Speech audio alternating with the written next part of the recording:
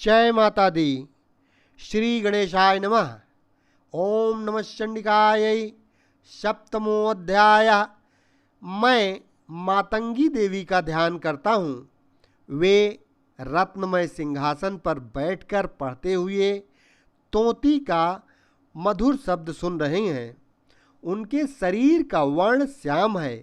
वे अपना एक पैर कमल पर रखे हुए हैं और मस्तक पर अर्धचंद्र धारण करती हैं तथा कल्हार पुष्पों की माला धारण किए हुए बीड़ा बजाती हैं। उनके अंग में कसी हुई चोली शोभा पा रही है।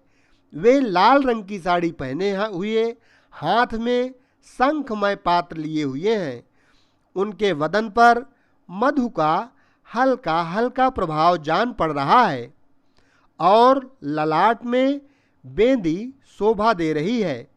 ऋषि कहते हैं तदनंतर शुंभ की आज्ञा पाकर वे चंडमुंड आदि दैत्य चतुरंगिणी सेना के साथ अस्त्र शस्त्रों से सुसज्जित हो चल दिए।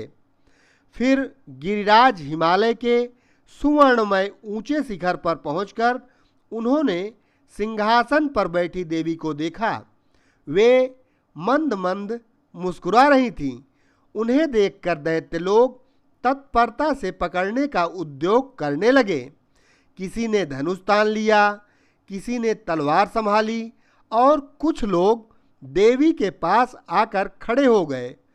तब अंबिका ने उन शत्रुओं के प्रति बड़ा क्रोध किया। उस समय क्रोध के कारण उनका मुख काला पड़ गया था। ललाट में भौवें टेढ़ी हो गईं और वहां से तुरंत विकराल मुखी काली प्रकट हुई जो तलवार और पास लिए हुए थीं। वे विचित्र खड्वांग धारण किए और चीते के चर्म की साड़ी पहने नर मुंडों की माला से विभूषित थीं। उनके शरीर का मांस सूख गया था, केवल हड्डियों का ढांचा था जिससे वे अत्यंत भयंकर जान पड़ती थीं। उनका मुख बहुत विशाल था। जीभ लपलपाने के कारण वे और भी डरावनी प्रतीत होती थीं। उनकी आंखें भीतर को धसी हुईं और कुछ लाल थीं। वे अपनी भयंकर गर्जना से संपूर्ण दिशाओं को गुंजा रही थीं। बड़े बड़े दैत्यों का वध करती हुई वे कालिका देवी बड़े वेग से दैत्यों की उस सेना पर टूट पड़ी और उन सब को भक्षण करने लगीं। वे पार्श्व सुरक्षकों, अंकुशधारी महावतों, योद्धाओं और घंटा सहित कितने ही हाथियों को एक ही हाथ से पकड़कर मुंह में डाल लेती थीं। इसी प्रकार घोड़े, रथ और सारथी के साथ रथी सैनिकों को मुंह में डालकर वे बड़े भयानक रूप से चबा डालती थीं।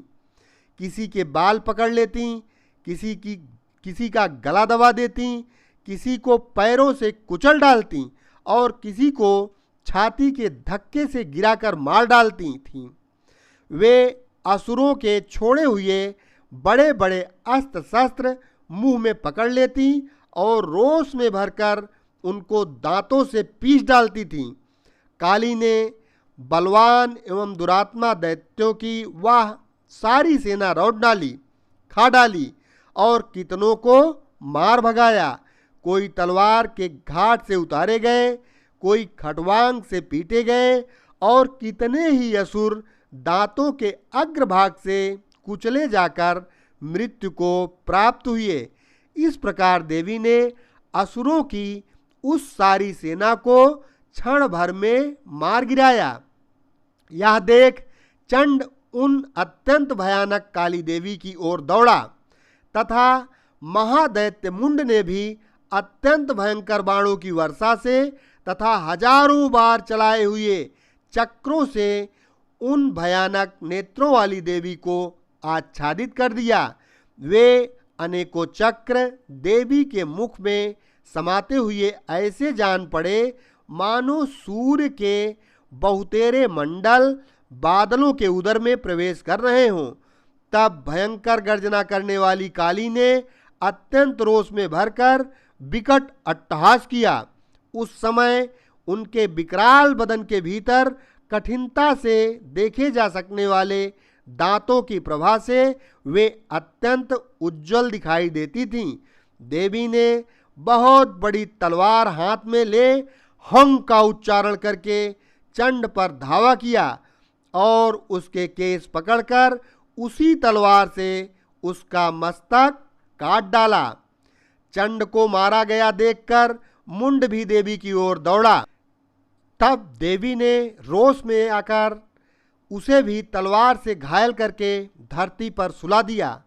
महापराक्रमी चंड और मुंड को मारा गया देखकर मरने से बची हुई बाकी सेना भय से व्याकुल हो चारों ओर भाग गई। तदनंतर काली ने चंड और मुंड का मस्तक हाथ में ले चंडिका के पास जाकर प्रचंड अट्टहास करते हुए कहा, देवी, मैंने चंड और मुंड नामक इन दो महापशुओं को तुम्हें भेंट किया है।